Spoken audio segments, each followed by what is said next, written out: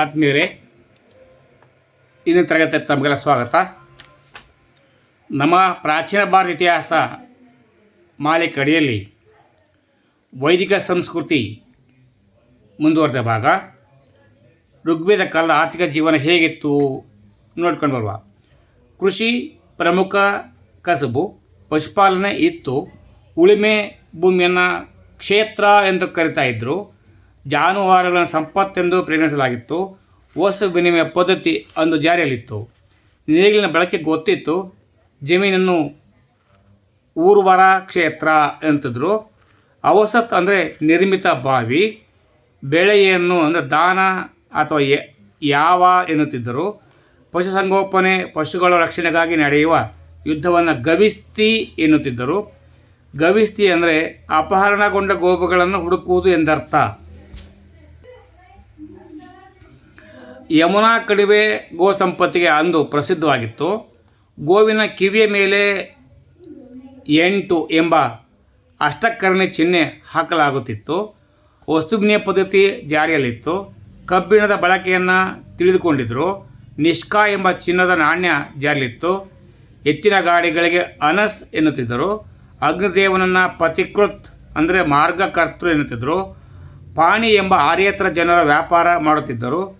ಧಾತೃ ಅಂದರೆ ಸ್ಥಾಪಕ, ವಿಧಾತೃ ಅಂದರೆ ನಿಯಾಮಕ, ವಿಶ್ವಕರ್ಮನ್ ಅಂದರೆ ಸೃಷ್ಟಿಕರ್ತ, ಪ್ರಜಾಪತಿ ಅಂದರೆ ಜೀವರಾಶಿಗಳ ಅಧಿಪತಿ, ಶ್ರದ್ಧಾ ಅಂದರೆ ನಂಬಿಕೆ ನಿಷ್ಠೆ, ಮನ್ಯು ಅಂದರೆ ಕ್ರೋಧ, ವರುಣನನ್ನು ಸೌಮ್ಯ ದೇವತೆ ಅಸುರ ಎನ್ನುತ್ತಿದ್ದರು. ಇಂದ್ರನ ಪುರಂದರ ಕೋಟೆಗಳ ನಾಶಕ, ಮರುತರು ಬಿರುಗಾಳಿ ದೇವತೆಗಳು, ರುದ್ರ ಮಿಂಚು ಗುಡುಗು ದೇವರುಗಳು, ಪರ್ಜನ್ಯ ಮಳೆಯ ದೇವರು.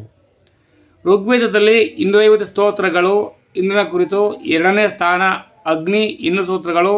3ನೇ ಸ್ಥಾನ ವರುಣನಿಗಿತ್ತು. ಅದಿತಿ, ಉಪಸ್ ಮತ್ತು ಸ್ತ್ರೀ ದೇವತೆಗಳು. ಋಗ್ವೇದ ಸ್ತೋತ್ರಗಳನ್ನು ಹಾಡುವ ಉದ್ದೇಶ ದೇವತೆಗಳನ್ನು ಒಲಿಸಿಕೊಳ್ಳುವುದಾಗಿತ್ತು.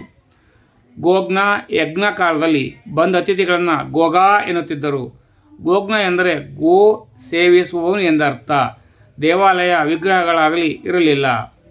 ಸಾಹಿತ್ಯ ನೋಡ್ಕೊಂಡು ಬರೋದಾದರೆ, ಋಗ್ವೇದ ಕಾಲದ ಸೂತ್ರಗಳ ಸಂಖ್ಯೆ 1017.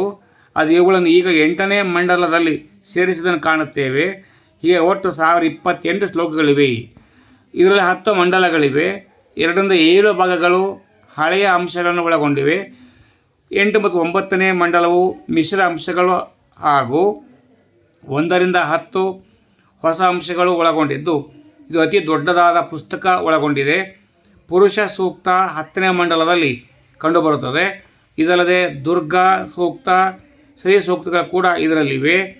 1028 ಶ್ಲೋಕಗಳಲ್ಲಿ 30,931 ಪದಗಳನ್ನು ಹೊಂದಿದೆ.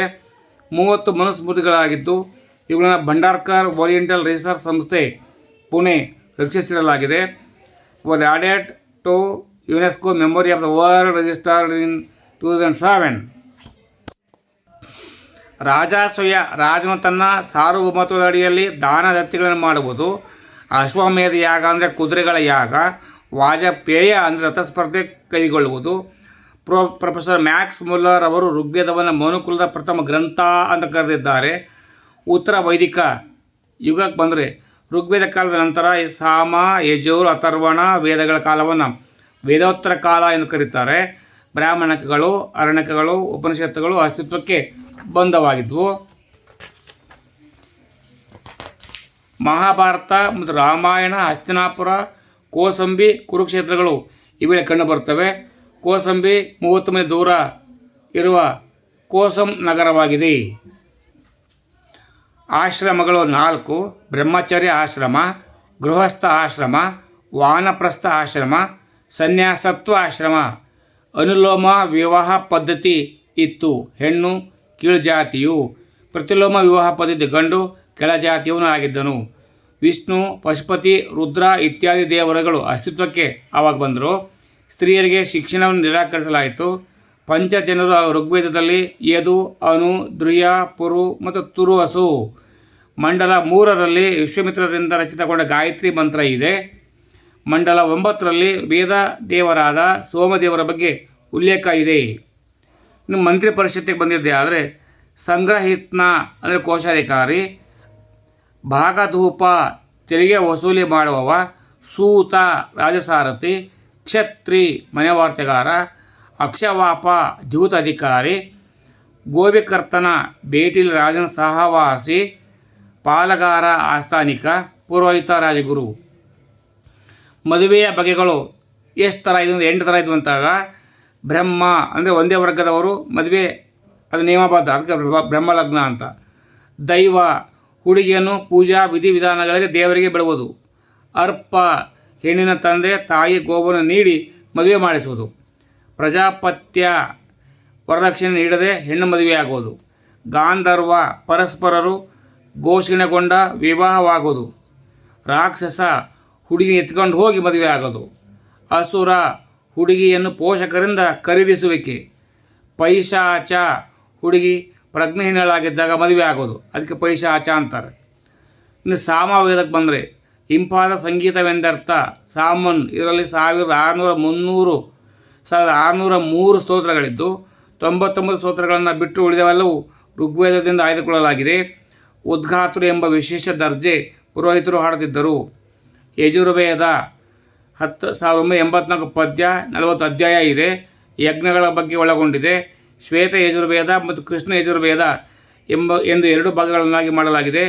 ಅಧ್ವರ್ಯ ಎಂಬ ಪುರೋಹಿತರು ಇರುತ್ತಿದ್ದರು. ಯಜ್ಞಯಾಗಾದಿಗಳ ಆಚರಣೆ ಮತ್ತು ಪ್ರಾರ್ಥನೆಗಳನ್ನು ಒಳಗೊಂಡ ಗ್ರಂಥವಾಗಿತ್ತು. ಕೃಪಾ ಯಜುರ್ವೇದವು ಕಾರಕ, ಕಪಿಸ್ಥಲ, ತೈತರಿಂದ ಮತ್ತು ಮೈತ್ರಾಯಣಿ ಎಂಬ 4 ಶಾಖೆ ಹೊಂದಿದೆ.